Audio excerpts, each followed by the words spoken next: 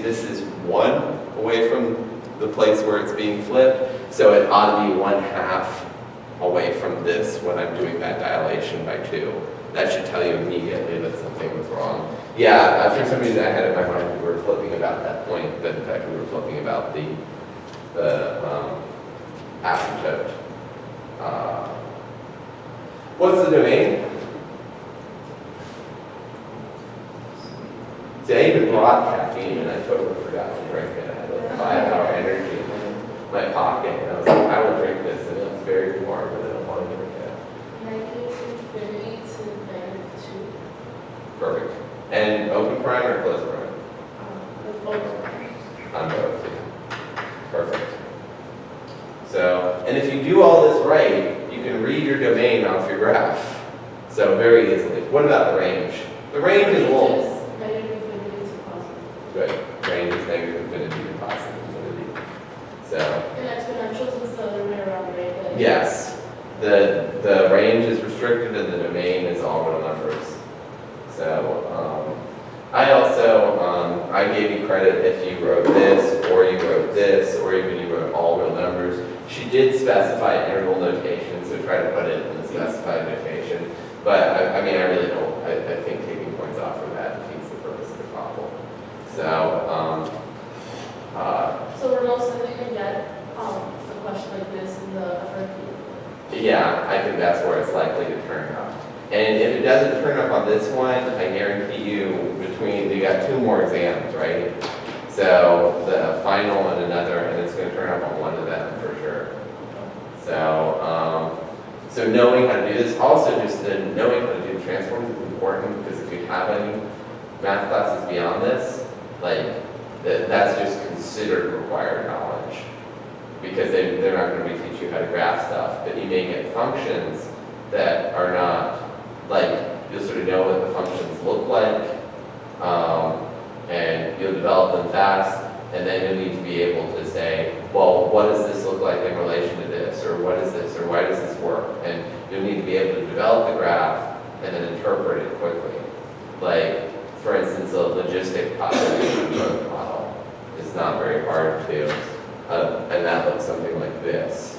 That looks like, and it has an asymptote there, and usually an asymptote at x equals 0, and it talks about population. And then you can see certain things, like if you translate it in certain ways or do certain things with it. Then you talk about other things, right? Like the inversion of the population growth model would be a population crash model. So like the vertical flip. So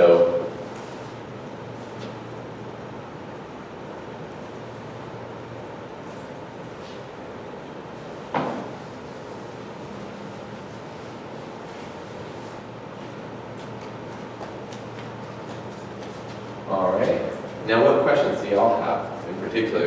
I mean, those were like 4 things I saw that definitely I wanted to go over. I can do more transformations if you want. I can do whatever sign or book problems that have caused people like This one.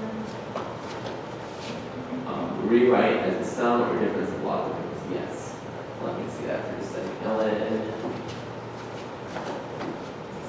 ln e squared over root xy times root y, all that over z squared. So basically, it's saying expand this. Before I even expand it, I might rewrite this just like this. ln e squared root x y squared over z squared. Is everyone comfortable with that? So square root of x y times the square root of y is the same as the square root of x y times y, which is just the y squared right there. Now I'm going to do this first, e squared.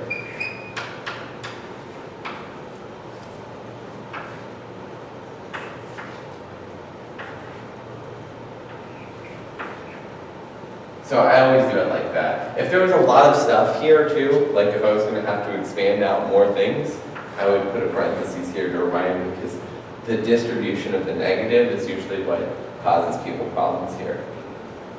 So, here I have a bunch of products, so I can do it like this, ln d squared plus ln. Now I can rewrite this, right? 1/2.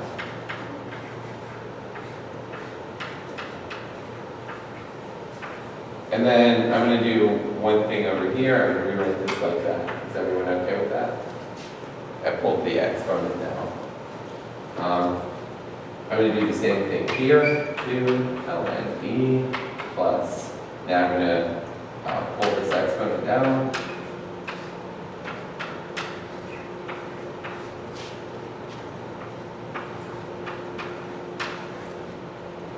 ln b is what? 1. So this simplifies to 1. I'm going to expand this. I put parentheses to remind myself that I'm expanding it. Now I did 2 steps in 1 there. Does that bother anyone? I said this is ln x plus ln y squared, and then I pulled the 2 down in front of the y. And now I'm just going to distribute this 1/2.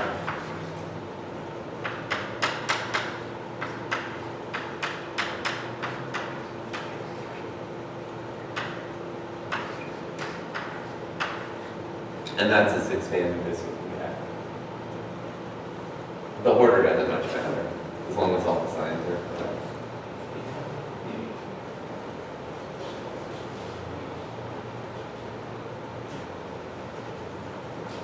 I do usually keep all the negatives at the end and group them together, because it tells you something about the original logarithm, that all of that was in the denominator.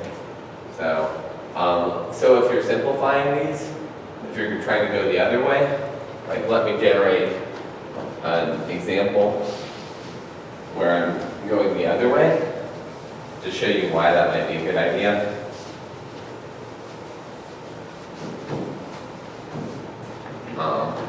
Let's say I had ln x plus 2 minus 2 ln y plus ln y minus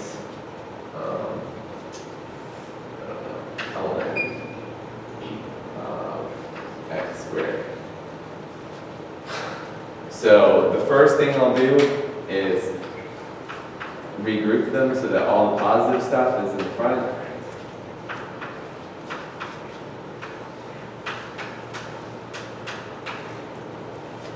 Then I'm going to factor out this negative.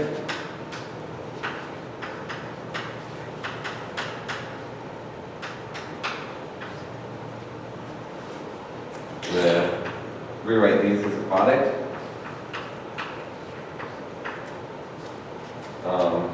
I'm going to rewrite this with the exponent moved from the front to the exponent, or with the coefficient moved to the exponent rather.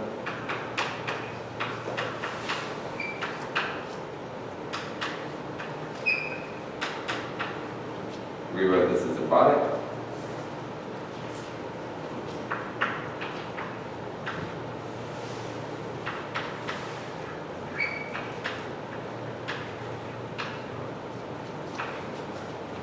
Which is really this.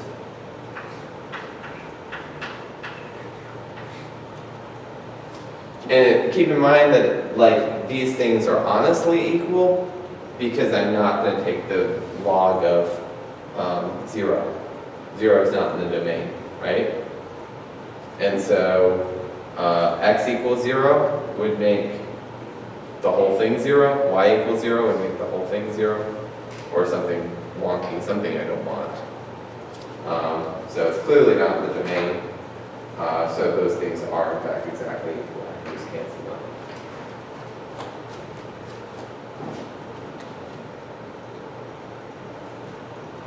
So you see sort of the advantage of regrouping them. Otherwise, you can get, I see people will develop really weird things because they've got this over this times this, and then that whole thing over this, and then it doesn't quite simplify to the right thing because they've got too many stuff over stuff in a weird way.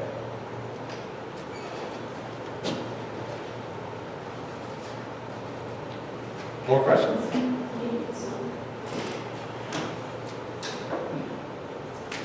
Yes. And she did, I saw she promised to give you any exponential or logarithmic modeling things that would give you the function, so it's structured more like this. So I think that means she's letting you out of knowing like the discrete interest formula and the continuous interest formula. I'm not 100% sure, you can only email her and check, but I think it does. So the number of bacteria, N equals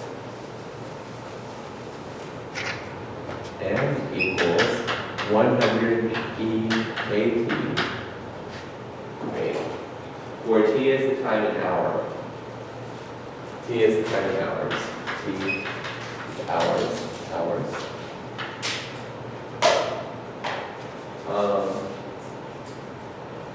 4 hours later, the number of bacteria is 400. 4 hours later, there are 400 bacteria. And N is number of bacteria. So this asks you a bunch of questions. The first question it says is, how many bacteria did you have to start with?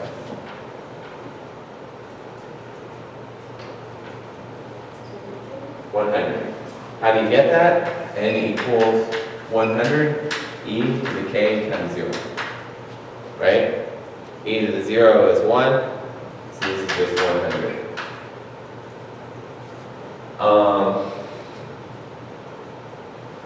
I mean, depending on how clever you are, there's actually many ways to do this.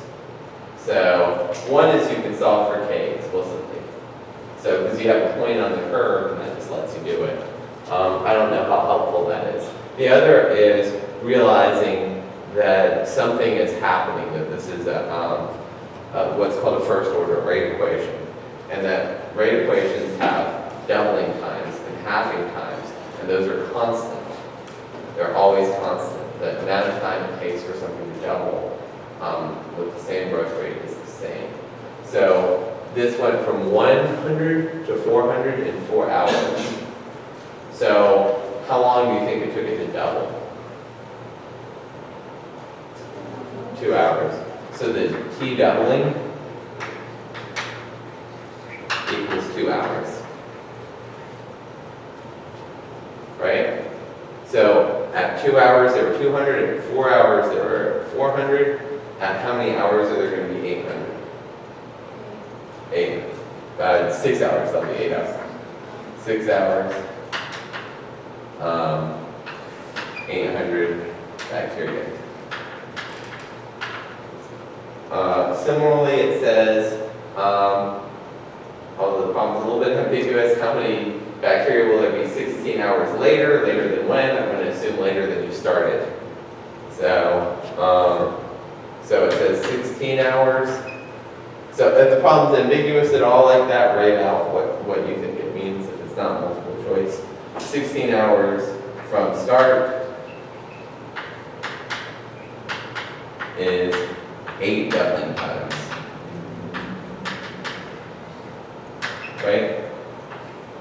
So that just means this is 2 to the 8th times 100, whatever that is.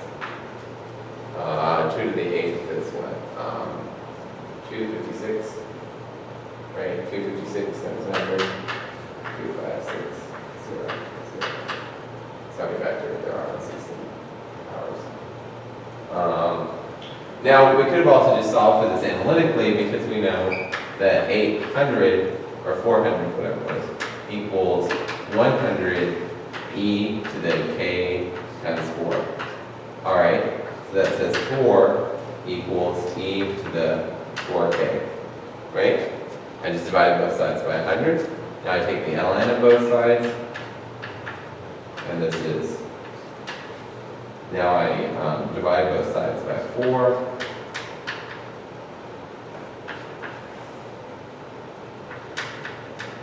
Now I rewrite this as k equals the ln of the 4th root of 4, which is also known as the square root of 2. So I could rewrite it like that. And then you have that there. So you can rewrite this as 100 e to the ln root 2 times, okay, so make sure I didn't make any mistakes, ln 4, that's right.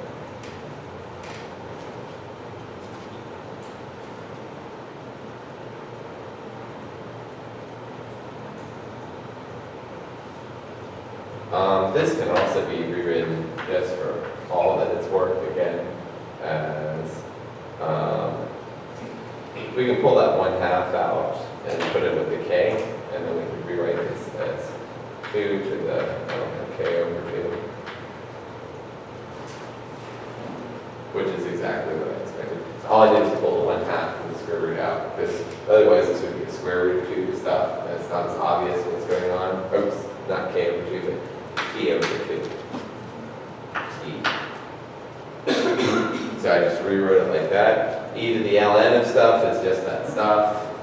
I just left the t out there because that's not being ln. But I pulled the 1/2 out and moved it over to be with the, hang out with the t. And now you can see that this is the model. So, and it's pretty clear. So you have 102 to the 16 over 2, which is 100 to the 8th, which is this. So again, there's more than one way to do it. It turns out first order rate equations are probably the most common rate equations in nature. So they're very, very common. They just mean that the rate of change of something is roughly constant. That's exactly what they mean when you get an e to the whatever. They come up in population growth all the time. So you can do some nice back of the envelope calculations. You see the population growth of the world is about 3%. It doubles in a little less than 30 years, every 30 years. So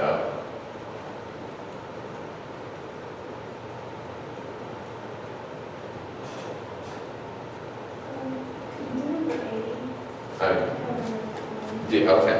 So I was like, I don't have number 80 memorized. A species of bat is in danger of becoming extinct. 5 years ago, the total population of the species was 2,000. 2 years ago, the population of the species was 1,500. Find the approximate total population of the species using an exponential decay of next year. Okay, so we've got an exponential decay model. Maybe you can read me off those numbers again. Exponential decay means this. E to the negative x times a equals our, I'll say times p naught for population equals our p. We'll make this a p. And I'll just say we're going to start, we're going to set our initial population equal to what it was 5 years ago. Right? So that'll be our 0, we'll be counting forwards from that. So the initial population was 2,000, I think. E to the negative, oh, I forgot this. I'll let me get away with that. And now we're just counting forwards from that year. So we also know that the population 3 years after that, right? Was 2 years ago. 2 years, which is, Population was 1,500. okay, so but it's 3 years after that, because that was 5 years ago that it was this. So e to the negative 3k. And now we can figure out what k is. Divide both sides by 2,000. We get this is 3/4 equals e to the negative 3k. ln 3/4 3/4 equals negative 3k. Divide through, negative 3, so I'm going to negative 1/3, 3/4. I'm going to leave this 1/3 out here and see why. This is going to be 1/3 ln 4/3. Yeah, that's good. Equals,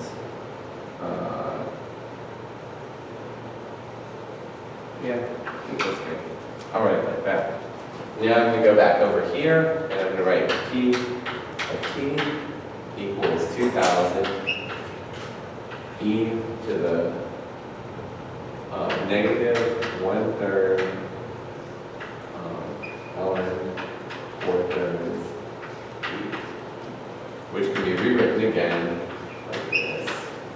E to the ln 4/3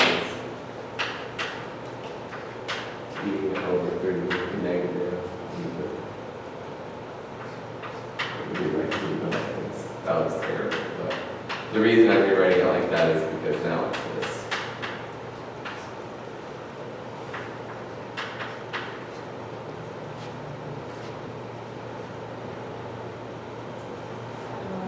Well, we're not quite done here. It has one more. It says next year, what will the population be? Next year is 6 years from 5 years ago. So we've got some wonky numbers to keep track of, but that'll be fine because this is negative 6 over 3, which now comes out as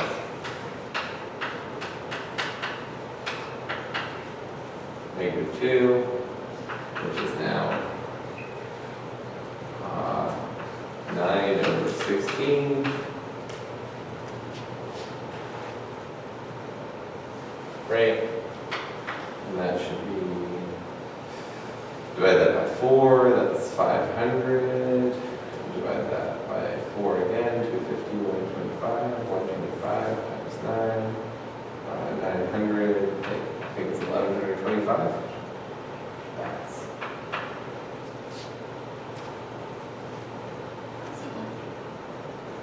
It's a little bit of work and a little bit of finessing this equation so you get something nice. Like, I mean, I could just write the negative with the t too, I suppose. I could just write it like this.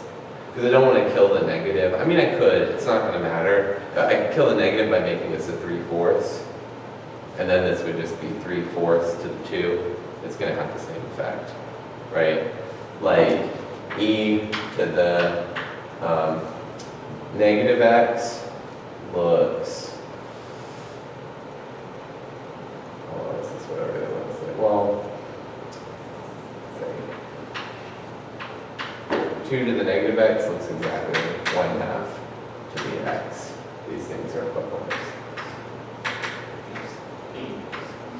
So e to the x looks like, or e to the negative x looks like whatever e to the x. So, because I can just pull the negative 1 out, flip it, and then that's properties of exponentials, like I was saying. Any other questions?